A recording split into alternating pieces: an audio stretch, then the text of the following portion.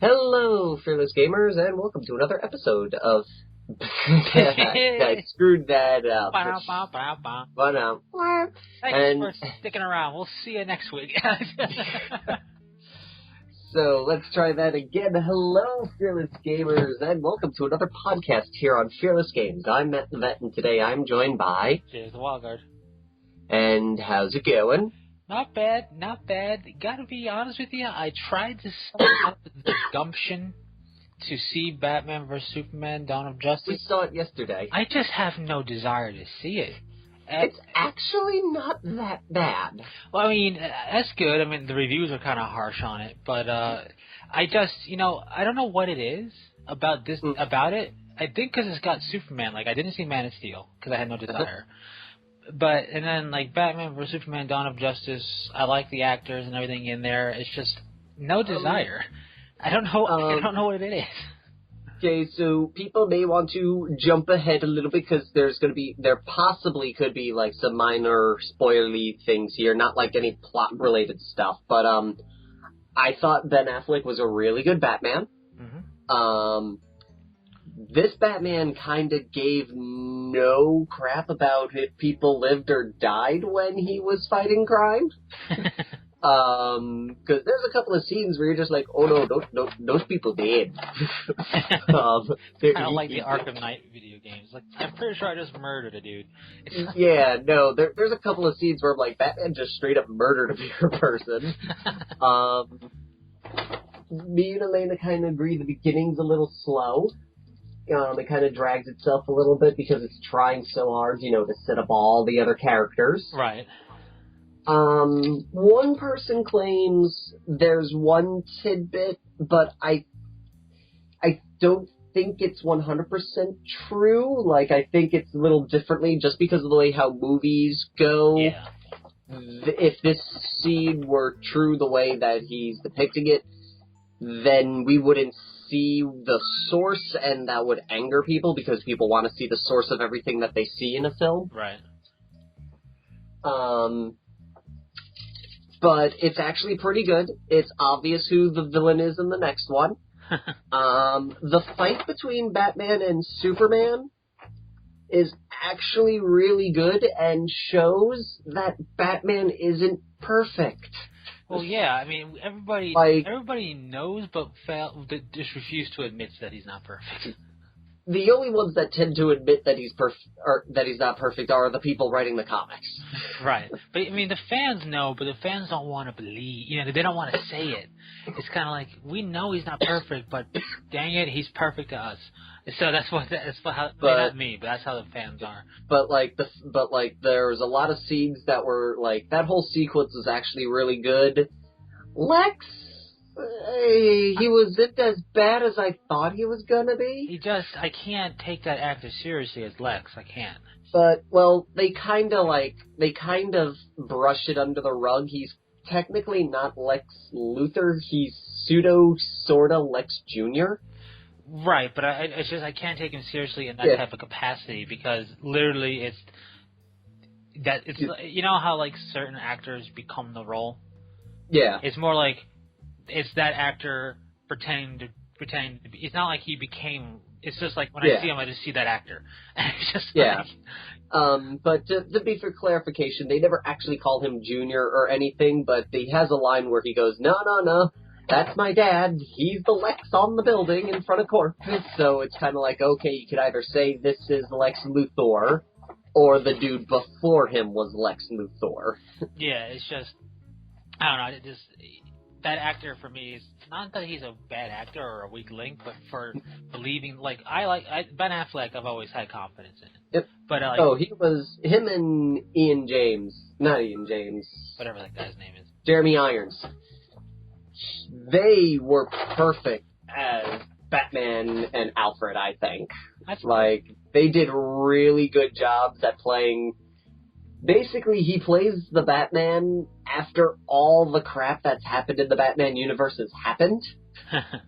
So after the whole Jason Todd and doing this for like 20, 30 years and everything, that's a pretty dark Batman. He does play a really good grim, dark Batman. That's a Batman who's seen things. So it's like... It was like, I'd say out of anything, I don't know if Elena agrees, but I think Batman was probably the best part of the film.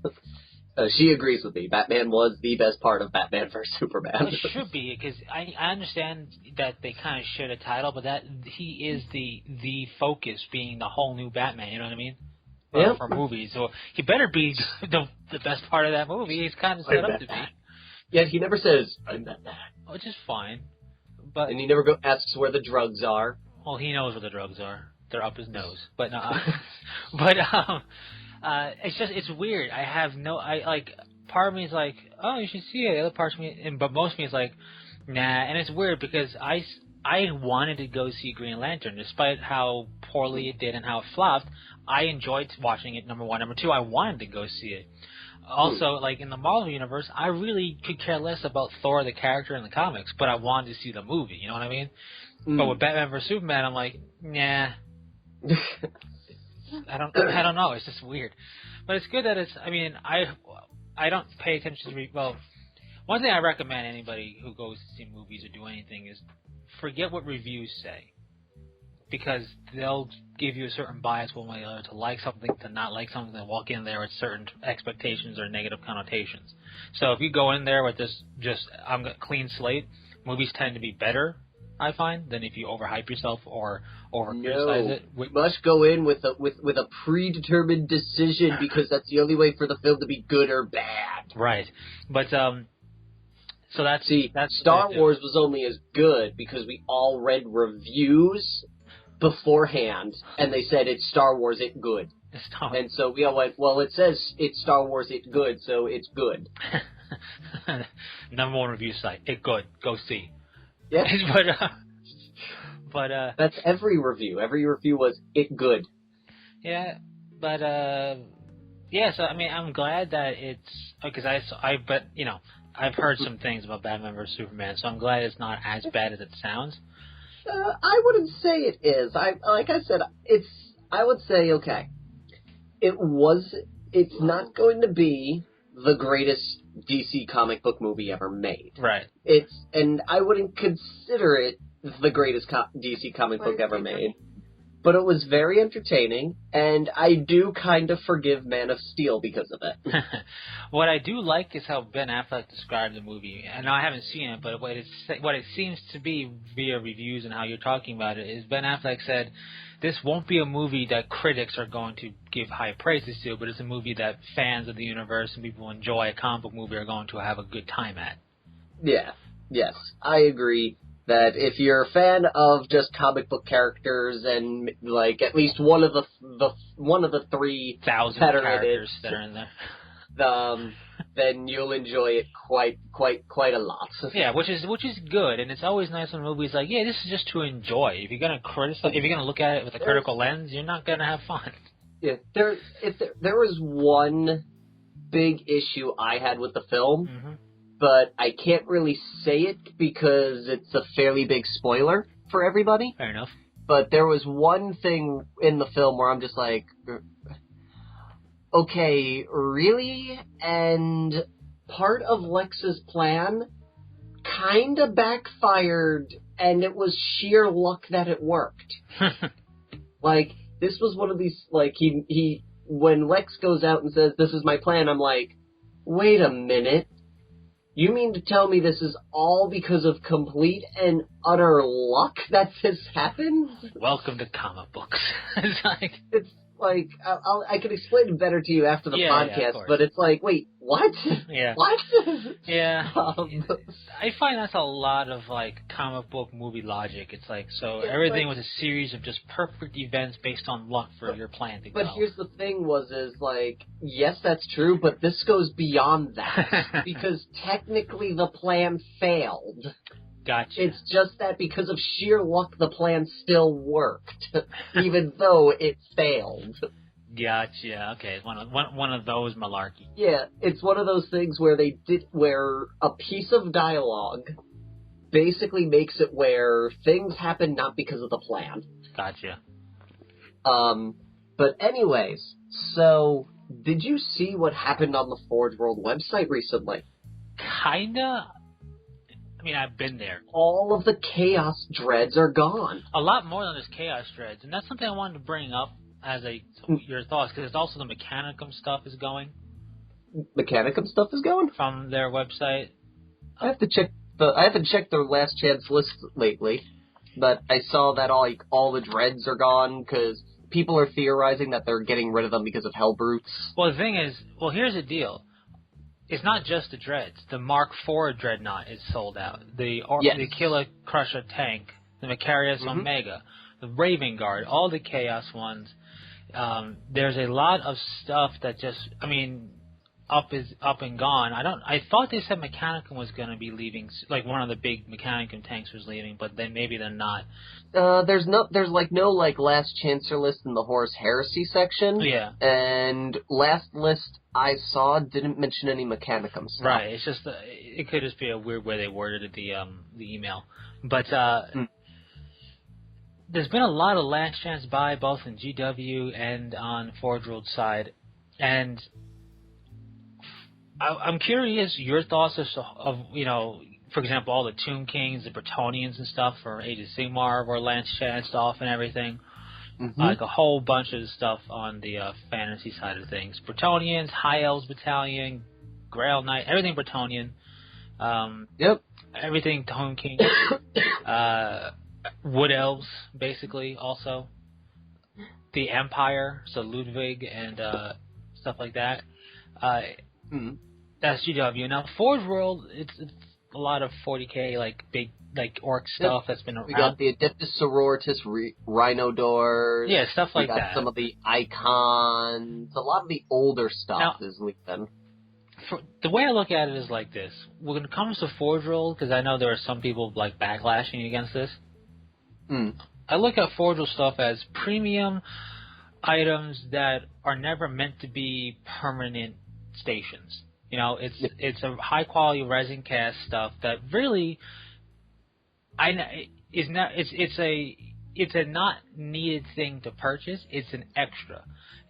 You can play Chaos with the Hellbrute stuff, or you could get a Nurgle Dreadnought to do it the same way. So it's I look at the stuff on Forge World's site as all of it is a limited time event. It just sometimes it goes on for years. So when I see Forge World doing sudden sold outs, I like the fact that it went to last chance instead of stuff just magically disappearing like it did in the past with Forge World. So that's nice. I am concerned in terms of GW doing it on their site for their things, virtually the entire order range being last chanced out in Age of Sigmar. And Tomb King's last chanced out as well. The reason why I'm concerned is, A, we don't know what their plan is, if they're going to reinvent the wheel for all those forces back again or not. B, GW is the parent company. You expect what they get to play with to be sold there, for the most part, barring some stuff being taken away, obviously. But not an entire force, or not entire multiple forces. So I think this is getting people concerned because they don't know what's going to happen anymore, and I don't know. I can see people's concern on GW with last chancing a lot of stuff, but I look at the Forge World thing as well. It was always I look at it as a good thing that they're telling us instead of it just going away randomly. Yeah, and less of an issue there because it's a premium optional buy, not where you're going to get the game like you are W. Yeah. Well, I'm a little sad because I wanted a Thousand Suns Dreadnought because I didn't want to use Hellbrute because that's not how the rubric worked. Right. But it is. I'm kind of glad that they at the very least went, this is going away, so you better buy now if you want it. Now, what's interesting about it, in all honesty, is I do believe that Raven Guard Venerable Dreadnought that's no longer available was what they advertised as one of the Dreadnoughts on the Horus Heresy section of their site for the Raven Guard. Even though it was a 40k Dreadnought, it was close enough, I'm going to take a look. I do believe it used to be advertised there. To the Startes. And Vanguard. Yeah, it's there. Listed as sold out. But Yep. And what's also interesting is the regular Mark IV generic dreadnoughts listed as sold out, which struck me as kind of odd amongst everything, to be honest, because anybody could buy that to do anything with. So part of me thinks Forge Rules got something up their sleeve to re-release some dreadnoughts, because a lot of people think that this might be a prelude to them releasing them out in plastic. It might be, at least for those dreadnoughts, yes. But which would be cool because it's a cool look. But it is a little sad to see some of the stuff go. At the same time, it's probably a good thing in all honesty, because how old are some of these molds? You know? Yeah. Yep, some of them have been around for quite some time. Yeah, like all the Chaos Dreadnoughts, the Mark IV, the Mark IV Venerable have been around for a long time. So those molds were probably thankful. Yes. Yes, indeed, they are probably, those molds are probably getting a nice release from their pain and suffering. Yeah, so, and that's another thing to consider on the Forge Rules side of things. Like, if only they put the Mark II the Mark II B Land Raider up there. Because that's where it belongs. But anyway. Only in your mind, my young apprentice. But, like, you know, when you see GW's proper doing that for, like, their entire fantasy range, that'd be like if Privateer Press said, so everything on Hordes is now Last Chance. Like, yeah. Wait, what? It's like... Basically. It's like, excuse me? So it's a little weird. Yeah, we got bored of Hordes. So that, I mean, especially considering all, like, the pimping they're doing to the Chaos and the... the Fantasy Space Marines, whatever they're called. Sigmar. Yeah, but I mean, the forces of Sigmar. What's their actual? Yeah, of course, the army of Sigmar. Stormcast Eternals. There we go. Yes, the Stormcast. So Chaos and Stormcast are getting a lot of bump up with stuff. So like people are wondering, is this going to be Chaos v Stormcast? Is that what this is turning into? A lot of people are also thinking that the Chaos side is just because they're getting a new codex. Well, I mean, Age of Sigmar stuff. Well, no, everyone's thinking on the Chaos side of the Space Marine end is that it's because Chaos Space Marines are getting a new codex. Oh, they're so silly. They're going to be the next thing to be sistered. No, they can't be. Chaos is too big. Yep. Chaos is literally half the battle. I call it here. This year we are going to get a new Chaos Codex. It'll be digital only, and it'll be called Adeptus Astartes Chaotica.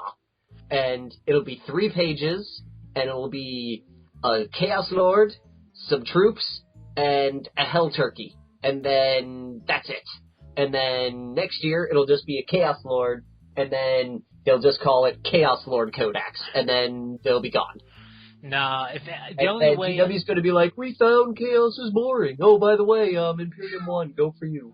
Well, that's basically how the stories get in anyway. But the Chaos, the only thing I would even concede the point that Chaos may get shafted kind of like Sisters is if they do indeed make one for every Chaos God, and then and then one for like Traitor Legion, and then it's like, well, what happened to the Chaos Renegades? Hey, here you go.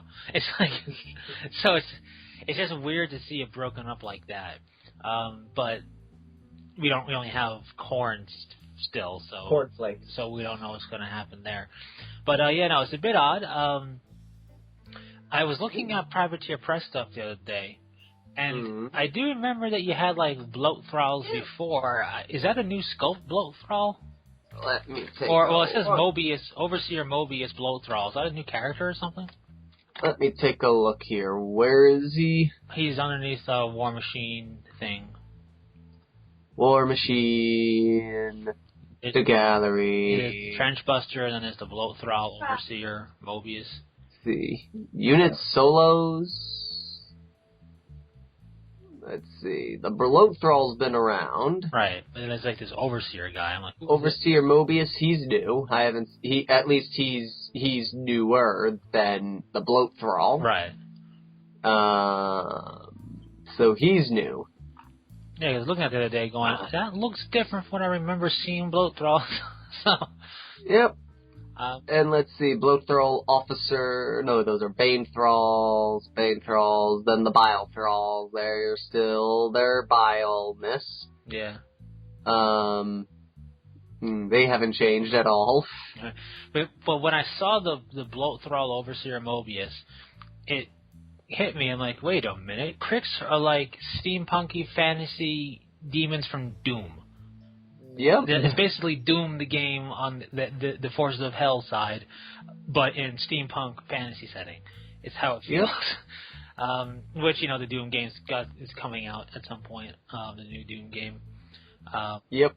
Which is funny. It's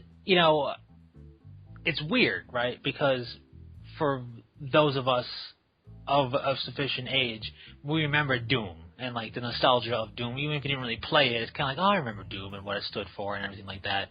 Mm-hmm. So a lot of people are really excited for it to come back, and it's bringing back the old school first person shooter multiplayer aspect. So it's not going to play like Call of Duty and stuff like that, which I've never played anyway. But it's going to play more like the original Doom and Quake did in terms of multiplayer stuff. And it's got a lot of people like hyped for it and whatnot, but a lot of people also saying, would we really care if it wasn't called Doom, if it was a whole new game trying to bring it back? And it got me thinking about stuff like that. For example, we have iconic games, right? We got Mario, we got Legend of Zelda, and all that stuff. Mm-hmm. It's like, would those games work to the extent they do now if they were not Mario or Zelda? You know what I mean?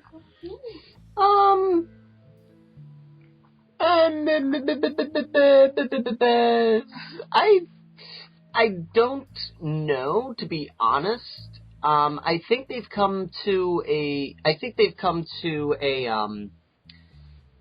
level, I would say, where nowadays, if anything tried to do something like it, people would basically go, oh, so this is just this without the character.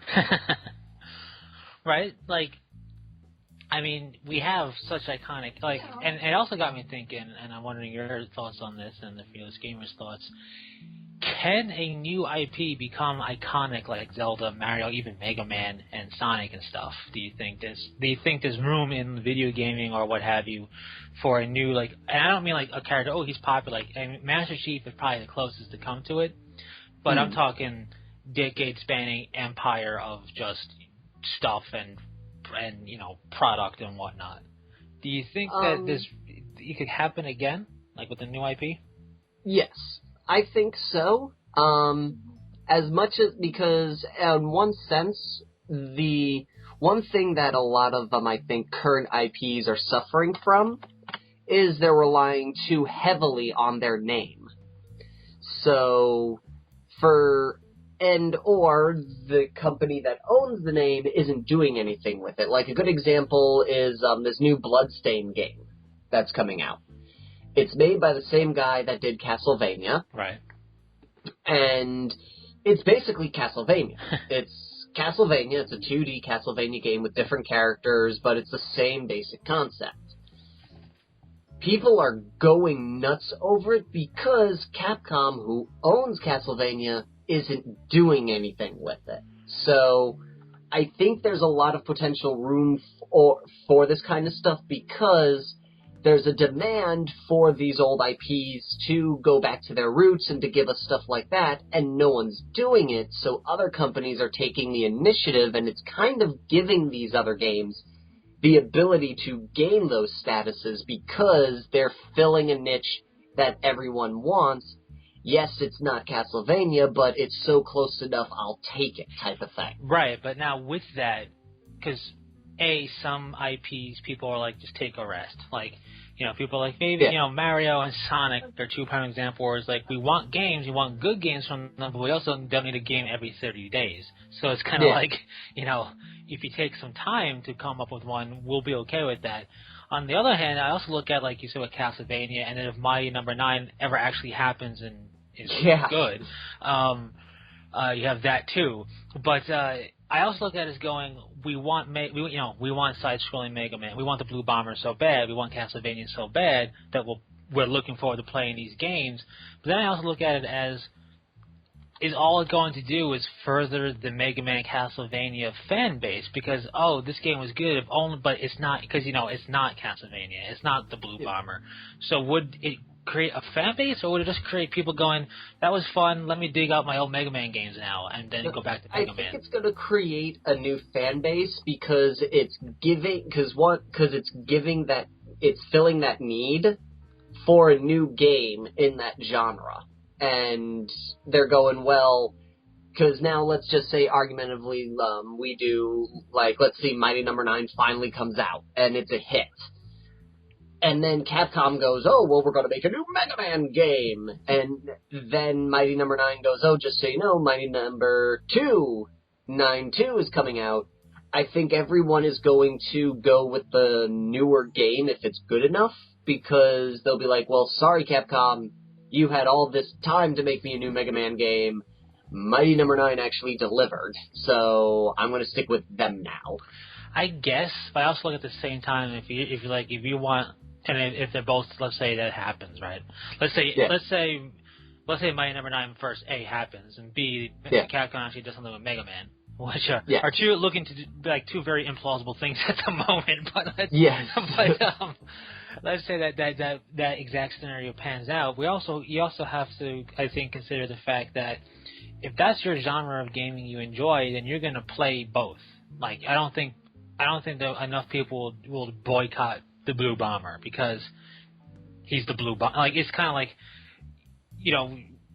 William Shatner may be a jerk at signings for stuff, but if he's got a panel in his room and they invite you to it, you're probably gonna go see him. So it's kind of like, it's like one of those things. It's kind of how I view that. I mean, I don't think that it can't create its own fan base. I just don't know, at least because they haven't withstood the test of time like these have already, how prominent they can get with their fan bases, like loyalty. I mean, Mega Man. Yeah, I personally think that if anything, that they have a higher chance of maintaining a fan base because they're giving what people want, which is something new to the franchises, even indirectly. Right. I mean, I look at an example of this. I look at is Shovel Knight. Right. Shovel Knight had a lot of rave reviews. People still like it. Don't get me wrong. Yep. But like, if you look at it definitely crested and then came back down, and it's got its fan base, but like, when it was all up in the hype of everybody, they were comparing it to all like classic stuff and everything. Because sure, why not? But and it definitely has a good fan base. But you still it hasn't. But there's the thing is because it hasn't made another game yet, and I would put money down that if they announce tomorrow Shovel Knight 2, the popularity and the craze will come back again in full force. Any game like that, even expansions and stuff like that. Just look at WoW. Its player base will spike at least by 1 million every time an expansion comes out. Sorry about that. No problem. But its player base will spike by at least, I would say, 1 million players every time an expansion comes out. Like, because of, it's the hype, it's the new thing for something you enjoy. So I have no doubt Shovel Knight did the same thing. I just think, A, Shovel Knight needs to get a bit of a franchise going on if they plan to, and B, we would have to let it sit for 10 years and see how people are looking at it 10 years after that fact. You know what I mean? Like, look at Mario and how many years it had to prove itself as a franchise. So I think part of the problem is it takes time, and I also feel like the nature of gaming has changed to the point where it almost works against making a franchise like Mario or Zelda or anything like that. I don't know. Like I said, I don't think so, because I think like I said, a lot of those companies are so stagnant because they're just doing the same thing over and over again, that I think anyone will take anything that looks new. Right, but what I mean, like, the face of video gaming has changed over the decades, and when you look at when a lot of these really iconic characters made their their claim to fame and stuck their flag into the ground, was at a different time in gaming, where you didn't have the instant gratification, the DLC, the day one patching, the the clamoring for something new, but it has to be exactly the same as I'm used to, or I won't like it. You didn't have that type of mentality back then. So it'll be interesting to see what crawls out of this big pool of games into iconic characters over the years. To be perfectly honest, one thing that I kind of feel is I think if anything, is that Call of Duty is probably had the most impact on how games are made nowadays. Because if you really look, a lot of games now incorporate the Call of Duty first-person shooter kind of setup with their gameplays. Well, yeah, I mean depending on the game, of course. Yeah, like, a lot of action RPGs now, very few of them have an actual health bar. Usually now they do the Call of Duty regen board, where as long as you don't take a certain amount of damage for a certain period of time, you'll be fine. That's the Call of Duty and the Halo thing. Those two games cemented that as the new life bar for, like, shooters. But you also have, RPGs out there, the third-person over-the-shoulder aspect, where it's all about your health bar. But it's also weird. It's slowly creeping into other games where soon a lot of games are kind of starting to blend together a lot of their systems. No, it's true. But, it's just, it's interesting. And that's where, for example, like Doom is bringing back the old school play. And it's interesting because people who really enjoyed first-person shooters and multiplayer aspect of it all are speculating how well it's going to actually succeed because it's so different from what people got so accustomed to over the years. All the 5-year-olds will complain because they can't headshot and tell them that they just bleeped their grandmother. Right. True. But it's also, aside from that, it's the at the same time, the Doom gameplay is much more fast-paced, with just explosions going everywhere, people dying, but not as quick as maybe you'd expect, but also quicker than you'd like because it's you and you get blown up. So it'll be interesting. People, what I find kind of curious, what I'm kind of curious about, and is interesting, is that how many people are kind of wondering how well, because, Doom is being well received for visually and everything like that, and the fact that Doom is back, because everybody likes a good Doom. Let's face it. Everybody loves Doom. Doom, Doom, da Doom, Doom, Doom. Yeah, let's face it. Wolfenstein's kind of the great granddad of first-person shooters, even though it's not the first. But Doom is the one that really elevated it. So, Doom changed the face of FPSs. Yes. Doom has been probably the most pivotal and most crucial FPS in the history of gaming to get to where we're at now. So, people are really psyched about it coming back, and they're wondering how well will multiplayer, is what they're looking at, come in. And that's one thing, I don't know if maybe it's because I'm an older gamer or whatnot, but I look at some of these games must we always worry about multiplayer? I'm an old-fashioned couch co-op kind of guy, and I hate how everyone... There's only two things that most people nowadays care about when it comes to their games. Does it look like I'm sitting there in the room with the dude? And is there multiplayer? And if neither of these two requirements are filled, then the game, doesn't matter how amazing the game is automatically crap. Right, don't get me wrong, I'll enjoy multiplayer. I enjoy multiplayer a lot. It can be cooperative multiplayer, it could be just first-person shooter, team versus team, whatever.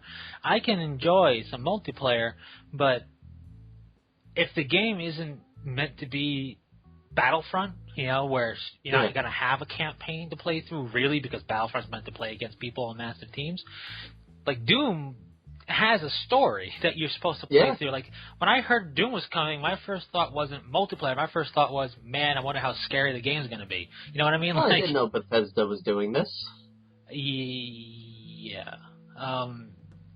It just said on a video that I'm watching here is Bethesda. But it's which means it'll be full of glitches and dudes who took arrows to the knee. Well, of course, obviously. We're talking modern games here. Of course, it's full of glitches. But it's just when I first heard Doom was coming back months ago, my first thought wasn't, oh man, can't wait to see how multiplayer is. My first thought was, can't wait to see the story you play through.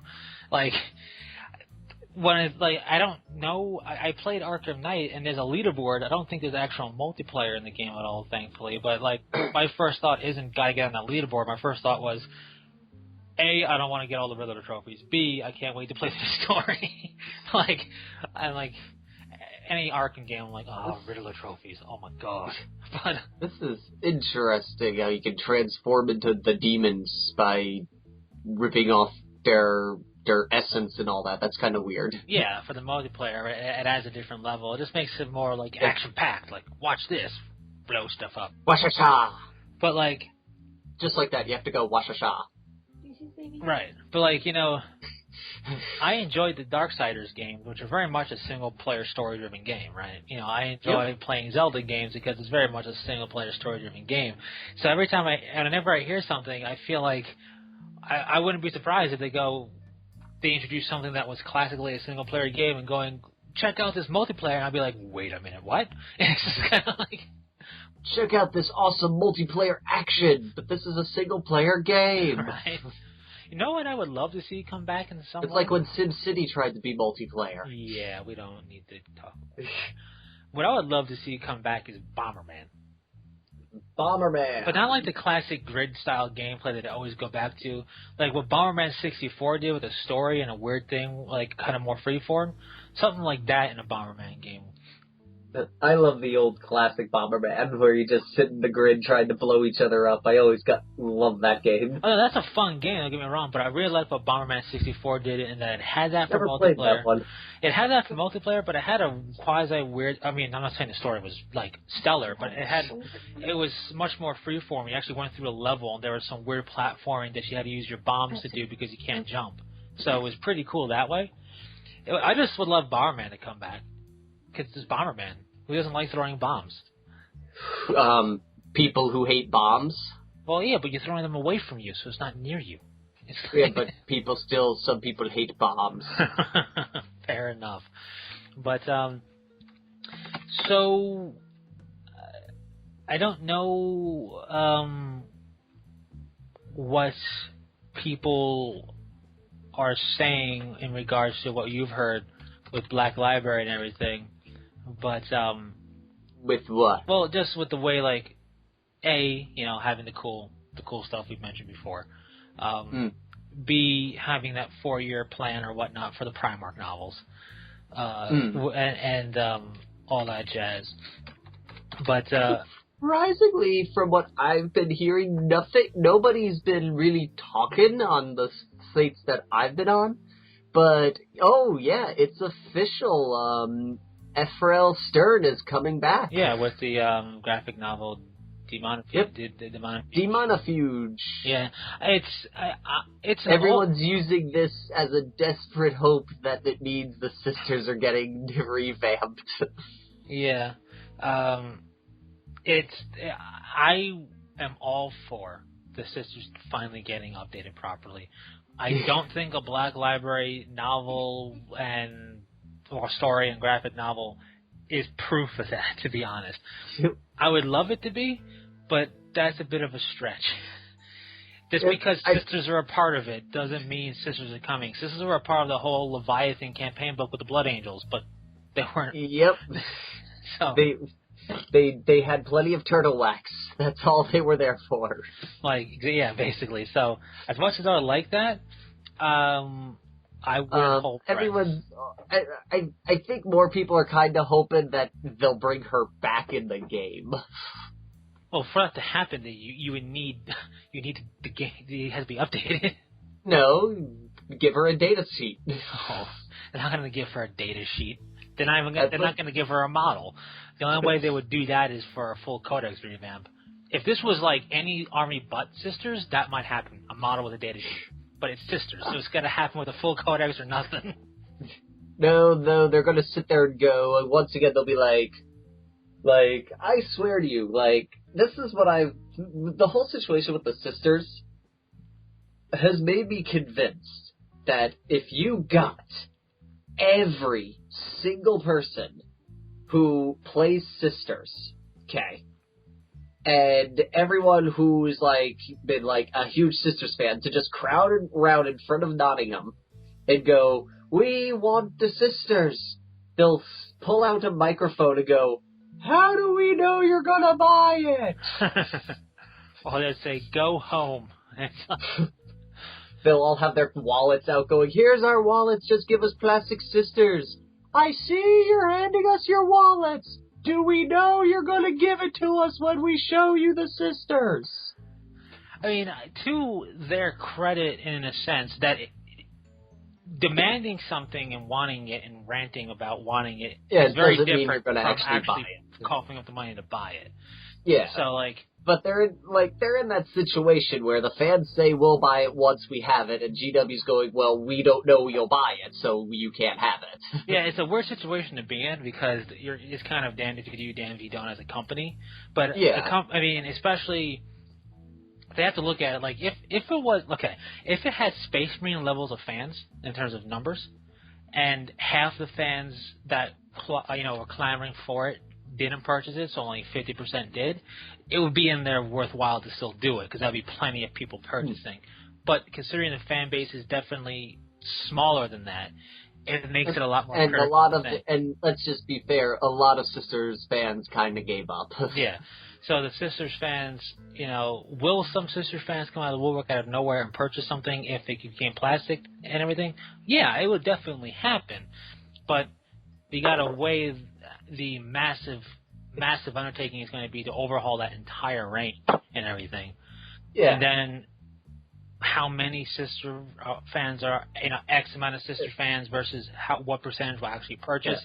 Yeah. Well, let's be honest here. The chances of them, we're going to have, there's a higher chance of there being a balanced, more balanced, more powerful Chaos Codex coming out than there ever is of a Sisters Codex. Oh, yeah. No, of course, and that's purely because... Chaos sells. Yeah. I mean, that's why... that's part of the reason why Sisters just haven't been touched yet. And it's a self-perpetuating cycle. Sisters don't sell, so they don't have an incentive to do it. But because they don't have an incentive to do it, Sisters don't sell. So it's kind of you're caught in this loop that they just have to break free up at some point, but they haven't yet. But going back to the Black Library part of it, Black Library likes to do a lot of limited release special edition stuff, right? Yep, and I think they're actually just randomly... I think they're jumping the shark. You think they're jumping the shark? They're doing a pop-up book for Horus Heresy. What? Yes. Wait, what? Yes. Where is this? It was in an email. What? It's like what? It's like a pop-up art book for the Horus Heresy. And I saw this and I went, exactly what you're saying. Where's this email? I'm going to Gmail right now. Let's see. I don't know. Super awesome. Wait. I don't know if it was. I don't know if they're actually going to do it because I don't remember. It might not be real because I don't know when I got the email. I opened it up a couple of days ago, but not a couple of days ago. I opened it up yesterday. But if they're actually going to do it and it wasn't an April Fool's prank, then that's terrible. If it's an April Fool's prank, hilarious. But I opened up the email yesterday on the 2nd, so. I know that the GW one was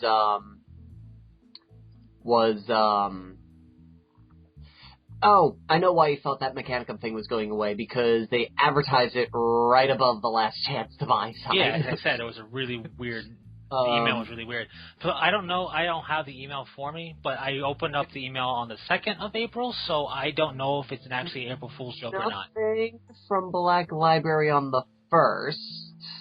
So I don't know. It might just be a April Fool's because I don't think there's any chance that they would actually do a pop-up book. But I opened it up on the 2nd, and I'm like, you got to be kidding me! If this is actually going to happen, what's going on? I do have to say, I enjoy the fact that they were considerate enough to start producing left-handed brushes. I know how tough it is to paint with a right-handed brush. I got a kick out of that video. I'm sorry. It's hilarious, but it's just kind of like I feel bad for the people who raged at that one. You know what I mean? But again, I really hope it was tongue-in-cheek April Fool's for Black Library, and I just didn't open the email until yesterday, or I should say the 2nd, because it won't be yesterday when this goes up. So it was in my promotions thing. I just delete after I read it. I also deleted it quickly because I also had an email in German. I don't know why Black Library keeps sending me German emails. I can't because read they it. think you're from Germany. I can't read it. But so there was that. Also made it kind of difficult to figure out what was going on. I really hope it's April Fool's. I really hope they're not going to actually consider doing a pop-up book for a cover art, as funny as it might be. But it would be then we could get the children involved. Well, the children are involved with the art books, but I really hope it is true. Some of them do look like it. Yeah, I really do hope that it was April Fool's, and some fearless gamer might be able to confirm it again. Because April Fool's, I didn't do anything on, so I didn't get a chance to read anything on there. But I do like some of the stuff that did pop up April Fool's wise with games and whatnot. I just again don't know if the Black Library one was it. But if they did do a pop-up book, I demand a Titan image be pop up. I want it to be I want it to be like a double fold out spread just to pop up. I demand a Titan pop up. But you demand Titans to pop up. Yeah, but it's just with that though, I'm just sick and tired of special edition this, limited edition this. While supply, 100 books only, order it now, type of stuff. I feel like that is just adding to the... I am a little sick and tired of how they do stuff like that, because... They usually come back later on anyway. Yeah, one, that, and two, not everybody can afford that kind of stuff right there and then. Yeah. Like, there are plenty of stuff that I miss out on because of just of financials. Now, granted, that's to a degree that's just the name of the game. Yeah. With some of these things because it's limited edition, but I feel there are some things that like an anniversary model, I think shouldn't be limited by number. I think it should be limited for how long you have to buy it. Like when Forge World did that limited mini, they didn't do only the first 100 people get it. No, they did the first people to buy this within September get it. Yeah. I think that's a little bit more reasonable than going, we're only going to make 2 of these, so you all better pray you're one of the first 2. Well, firstly, I did some digging on the pop-up book, and it is indeed April Fool's joke. So, I mean, okay, which is good. I part of me wanted to see exactly if it would sell. I don't know if it was real, but it was just, again, I opened mine up on the 2nd, so I'm like, oh, don't tell me this is actually a thing. But then I got Die Freak something German, so I don't know. I like the Beast Arisen or something in German. 999. So I just deleted all the emails. But secondly, I bought the White Scars novella when it was a limited edition thing because I'm like, I want to read up on White Scars, and there hasn't been anything for them at that time. So I went through the trouble of making sure I was one of the first 500 or so to order it, and I did. I read it. It was fine. Whatever. Great. But I'm pretty sure that novella is now up to purchase now, which not so bad. Probably. Which I'm not complaining about. I'm not like nobody should be able to read it but us 500 or whatever. But it's just like, there's no way we're going to get away with it. I just prefer the concept of why make a novel and a storyline limited run and then artificially keep it out of the hands of your fans. Like, I can see a collector's edition version of a book because the regular book is still for sale. You know what I mean? Yeah. Like a codex or something like that. But when it's just that's it for like a good 6 months or what have you, it's a kind of ridiculous. Almost as ridiculous as the fact that if you check out their recommended reading list for the Horus Heresy, you'll find, in doing it in chronological order, you'll find there's over 80 publications, including audio dramas and short stories. And it's an ongoing series. Yep. Over 80. Even if you average everything out to be $4 a publication, that's a lot of money. Yeah. And some of that's audio dramas, which are more expensive. Some of that are short stories, which are less. And some of that are books, which are varied. But why would, I just look at this and I just wonder, what are they thinking? The recommended reading order is, I think, 84 or 83 or 85 strong. The latest thing in that, which is not book 35 yet, because that's not out yet, is book 34 is out, is The Gates of Terror, which is a short story teasing the Siege of Terror, because it's actually in in an asteroid base is where it kind of takes place. Yeah. And I'm looking at this going, okay, you started in 2006. You have a decade of time now. Yep. You produced a lot of stuff storyline-wise in a decade, if you think about it. 84 total things. That's a lot in a span of 10 years, and all things considered. Heck, 35 novels in the span of 10 years is a lot. That's over 3 novels a year, average. Yeah. Average. So, I mean, like, it's ridiculous. But they're not even done yet. So there's new people coming into the hobby and into reading up and being a fan of the Horus Heresy. I'm not going to say every day, but often enough, right? Yeah. So now you're going, oh, cool, Black Library is has done the Horus Heresy series, and it's ongoing. I want to get on that. Oh, my God, that's so many things to read. Yeah. Granted, you don't have to read them all in order. You can just read certain books, like 1 through 4 should be read in order, and certain other books are part 1s and part 2s to each other. But you can read, like, Deathfire and just read Deathfire if you wanted to. You know, it's not whatever.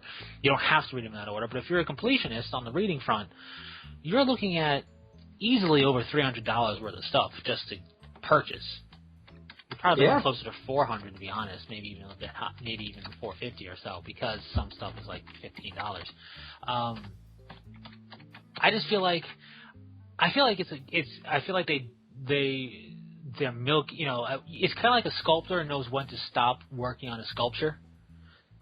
I think they need to take a step back and realize we need to stop. We need to wrap this up. You know what I mean? Like, don't get me wrong. As a business, you're gonna milk what makes you money until the milk runs dry. Yep. But that's gonna hurt a story, because when the milk runs dry, you're gonna wrap it up right quick. So it's kind of like there's stories going on that I think would be hurt from it, and I think a fan base and a customer base that's going to be spent all on this, and then you're still doing 40K stories, you're still doing Age of Sigmar stories. They're going to be spent and worn out on your stuff just in one series. It's kind of like... So, I mean, imagine if, like, Warmer Hordes had... I mean, because they have novels, if I remember correctly. Yes, they do. Imagine they're like, we got 57 books ongoing for the story of Nemo. Or something. Yep. It's like, oh boy, are we going over... Is each book a year of his life? Because this is ridiculous. Because he's like, what, 80,000 years old? 87, 85? He's like 70-ish. So imagine... So he's been, what, in that military for, what, 4 decades, 5 decades? Roughly. He's been there for quite some time. So imagine if there was a book per year of his life in the military. And you're like, oh my God, just stop. It's like... Oh, man. Sadly now, we are running out of time. Yep. So thank you all for listening today. And if you have any questions, comments, concerns, drop a comment. Let us know what you think. Yes. Do you think that they should just... Do you think Black Library should just go, say, screw it and go straight to Terran by now? Or do you think there's still plenty of stuff we need to know before we get there? Yeah, but and obviously wrapping up the stories in proper order. It's not just end done. Like, cause the one thing I will say, actually just reminded me, one thing that I wish Black Library would do is go back to the stories that never got finished and try and get them finished. That's true. Like, a good example, there's one story called Farseer. I hear it's really good, and I never read it, because apparently it was supposed to have, like, 1 or 2 books after it, and this book leaves on a huge cliffhanger, but the guy never finished the story. Gotcha. So... It ends without you ever finding out what happens. Right. You know, and so it's like they should go to find any of those story arcs that were left open-ended but clearly were supposed to have an ending and see if they can try and finish those. Right. And I want to just real quick make it clear. I'm not saying that they have to finish and ditch the Horus Heresy. That's what you want. You want them to ditch it. There is such a thing called spin-off series, and you could easily tell the story of the Horus Heresy, the main story, and then do countless spin-offs. You know what I mean? Like, you want them to finish it and then move on. Like the Primarchs are a classic spin-off. That's their 18 novel, but they're not directly part of that timeline Horus Heresy to the Siege of Terra necessarily. They're spin-offs. So you could tell the Souls... And by the way, we know how it ends. It's not like we don't know how it ends. I don't know how it ends. We know how it ends. So I don't know how it ends. They can do... Yes, you do. No, I don't. You do because it's normal. Does Horus win? I don't know. Right? But, 99% of people know how it ends. And you can still do spin-offs after you do that, because you can easily delve into the story of whatever particular legion. So yeah, if you think they should do something like that, or if you're thinking that they should just ride that wave as long as they can, let us know. And let us know your thoughts on the whole last, While Supplies last thing. Are you concerned, or do you feel it's part of the evolution of a game as it goes decades and decades old? Yes. So, that is all for now. Thank you all for listening, and until next time, Fearless Gamers, this is Matt the Vet. James Walkard. Saying take care. Peace.